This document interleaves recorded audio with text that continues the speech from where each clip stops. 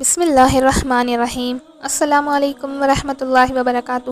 پیارے دوستوں، تہجد کی نماز کی فضیلت کیا ہے اور اس کو ادا کرنے کا مکمل طریقہ، اس کو ادا کرنے کا وقت کب شروع ہوتا ہے اور کب ختم ہوتا ہے، تہجد میں کون سی صورتیں پڑھنی چاہیے، اس کی رکعتیں کتنی ہیں اور اس کی نیت کیسے کریں، تہجد کی نماز سے ریلیٹیو بہت سے مسائل آج آپ سے شیئر کروں گی، اور تہجد کی نماز کا مکمل طریقہ جاننے کے لیے ویڈیو کو مکمل دیکھیے گا۔ تو پیارے دوستوں، پہلے ہم نے تہجد کی فضیلت کے بارے میں جانتے ہیں۔ تہجد کی نماز اللہ تعالیٰ کی بہت لاڈلی نماز ہے۔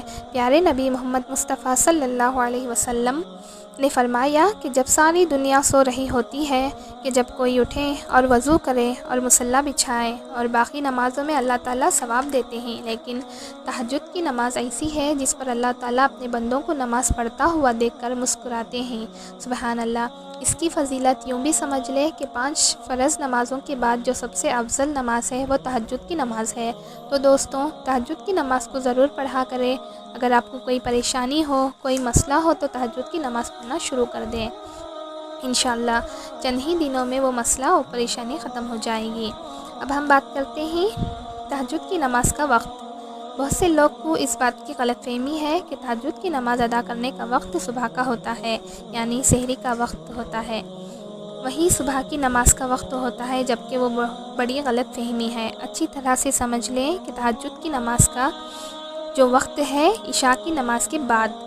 آپ 1 گھنٹہ یا 2 گھنٹہ سو کر اٹھیں گے، وہاں سے تہجد کی نماز کا وقت شروع ہو جاتا ہے، اور صبح جب سحری کے وقت ختم ہوتا ہے تو اس وقت سحری کا تہجد کی نماز کا وقت بھی ختم ہو جاتا ہے۔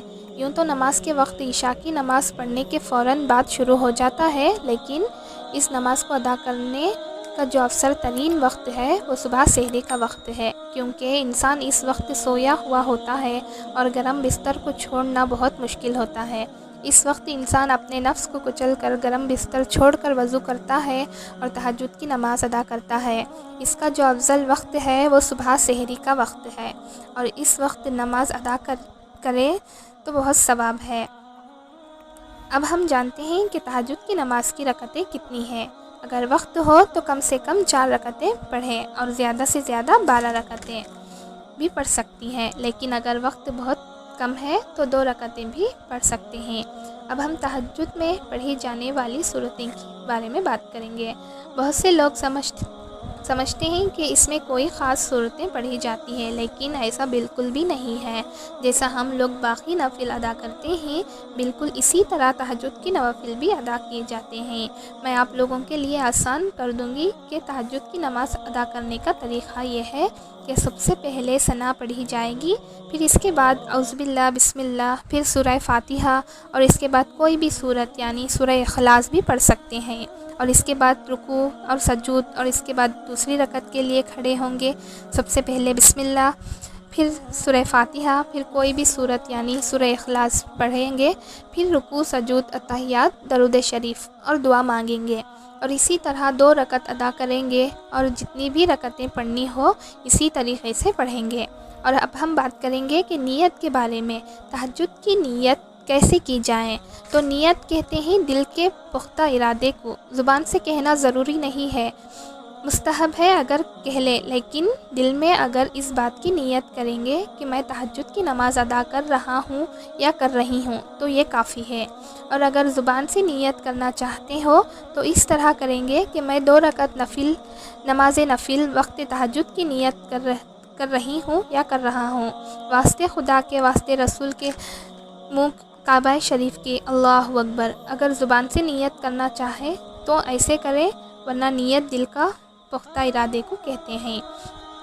اور یہ تھا تہجد کی نماز ادا کرنے کا مکمل طریقہ۔ تہجد کی نماز کی بہت فضیلت ہے، اسے ادا کرنے سے اللہ تعالیٰ کا قرب حاصل ہوتا ہے۔ اگر آپ کی کوئی دعا قبول نہیں ہو رہی ہو تو صبح سحری کے وقت اٹھیں اور تہجد کی نماز ادا کریں اور دعا مانگیں، انشاءاللہ عز و جل ضرور قبول ہوگی، کیونکہ یہ قبولیت کی گھڑی ہوتی ہے۔ میرے اللہ تعالیٰ سے دعا ہے کہ اللہ ہم سب کو تہجد کی نماز پڑھنے کی توفیق عطا فرمائے، اور ہمیں دلوں کا سکون عطا فرمائے، آمین ثم آمین۔ اگر آپ لوگوں کو میری یہ ویڈیو اچھی لگی ہو تو لائک اور سبسکرائب ضرور کریے گا۔ اللہ حافظ۔